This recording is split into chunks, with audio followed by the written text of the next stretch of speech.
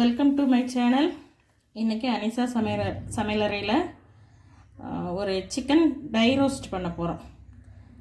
அதுக்கு நான் ஒரு 4 லெக் பீஸ் எடுத்து வச்சுருக்கிறேன். நல்லா கோடு போட்டு இந்த மாதிரி எடுத்து கழுவி சுத்தம் பண்ணி மஞ்சத்தூள்லாம் போட்டு சுத்தம் பண்ணி கழுவி வச்சுருக்கிறேன். இப்போ அதுக்கு மசாலா போட்டுக்கலாம். முதல்ல கொஞ்சம் லெமன் புரிஞ்சுக்கலாம்.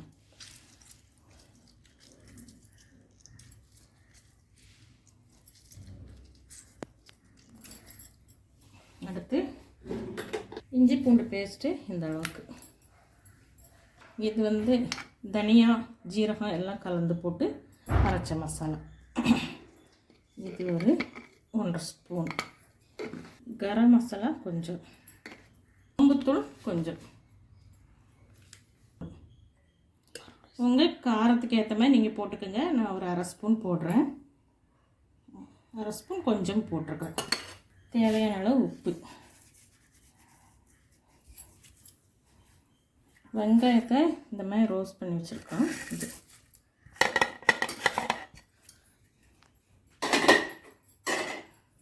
கொஞ்சோண்டு கஸ்தூரி மெத்தி இந்த கையில் வச்சு நல்லா அப்படி போட்டுருங்க. அடுத்து கொஞ்சம் பெப்பர் தூள். இதெல்லாம் நம்ம மிக்ஸ் பண்ணி கொஞ்சம் நேரம் ஊற வச்சுக்கணும். கொஞ்சம் எண்ணெய் ஊற்றணும் வந்துட்டேன்.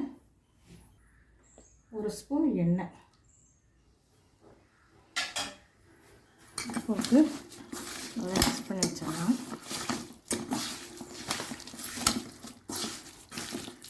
இப்போ இது ஒரு 1/2 மணி நேரம் ஊறட்டும்.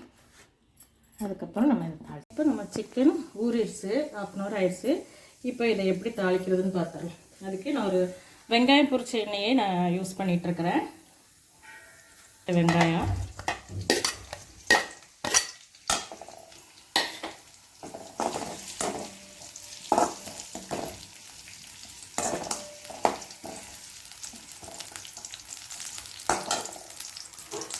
தக்காளி, ஒரு 2 பச்சை மிளகாய் இது சேர்த்துக்கணும்.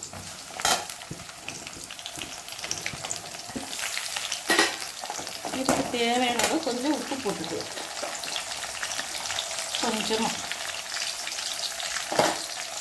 நம்ம ஆல்ரெடி சிக்கனில் உப்பு போட்டிருக்கோம். அதனால் இந்த தக்காளி வெங்காயத்துக்கு மட்டும் கொஞ்சம் உப்பு.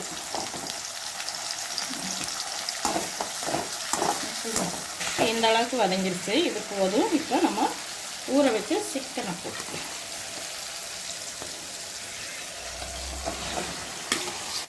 இப்போ இந்த சிக்கன் போட்டு அந்த சிக்கன் இருந்த பாத்திரத்தில் கொஞ்சோண்டு தண்ணி போட்டு அந்த மசாலா கழுவி ஊற்றிருக்கிறேன். இது நல்லா கொஞ்சம் வேகட்டும். அடுப்பு சிம்மில் வச்சுக்கோங்க. வேகட்டும். இதுக்கு மேலே தண்ணி ஊற்றக்கூடாது. நம்மளோட சிக்கன் எப்படி இருக்குன்னு பார்க்கலாம். இன்னும் ட்ரை ஆகணும். இடையில எடுத்து கிளறி விட்டுக்கோங்க, இல்லைன்னா அடி பிடிச்சிரும். இன்னும் கொஞ்சம் ட்ரை ஆகணும். உங்களுக்கு கிரேவியோடு வேணும்னா இப்படியே நீங்கள் தோசை, இட்லிக்கு, சப்பாத்திக்கு இப்படியே சாப்பிட்டுக்கலாம். சாதத்துக்கும் சாப்பிட்டுக்கலாம். நான் இன்னும் கொஞ்சம் ட்ரை ஆக்க போகிறேன். இந்த அளவுக்கு ட்ரை ஆயிடுச்சு பாருங்கள். எனக்கு இந்த அளவுக்கு போதும்னு எடுத்துக்க. நீங்கள் இன்னும் ட்ரை பண்ணனாலும் பண்ணிக்கோங்க. எனக்கு இது போதும் சாதத்துக்கு. சாம்பார் சாதம், ரச சாதம், தயிர் சாதம் இதுக்கெல்லாம் செமையாக இருக்குங்க. நீங்களும் ட்ரை பண்ணி பாருங்கள். வீடியோ பிடிச்சிருந்தா லைக் பண்ணுங்கள், ஷேர் பண்ணுங்கள், சப்ஸ்கிரைப் பண்ணுங்கள், கமெண்ட் பண்ணுங்கள். கூடவே பெல் ஐக்கனையும் கிளிக் பண்ணுங்கள். வாங்கப்போ எல்லாம் சாப்பிட்லாம். தேங்க்யூ.